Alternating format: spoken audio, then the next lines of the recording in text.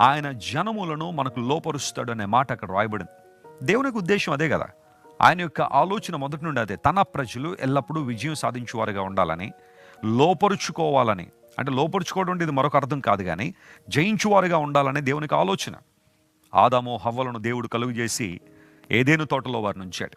ఏదైనా అనే మాటకు రమ్యమైనది అని అర్థం, ప్లెజెంట్ అనే అర్థం ఉంటే, దేవుడు ఆ తోటలో వారి నుంచి వారికి కావలసినవన్నీ కూడా దేవుడు సమకూర్చాడు.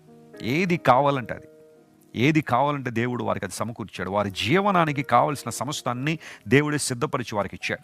త్రాగడానికి నీళ్ళు ఇచ్చాడు, తినడానికి వృక్ష ఫలాలను ఇచ్చాడు, ఉండడానికి అద్భుతమైన ప్రాంతాన్ని ఇచ్చాడు. అన్నిటికన్నా ప్రాముఖ్యంగా దేవుడు తన సన్నిధిని వారితో ఉంచాడు. ప్రతి చల్లపూటను దేవుడు వారితో మాట్లాడుతున్నాడని లేఖనాల్లో మనం చూస్తే, అలాంటి దివ్యమైన ప్రాంతంలోంచి ఆదాము హవ్వలు దేవుని ఆశీర్వాదం పొందుకున్నారు.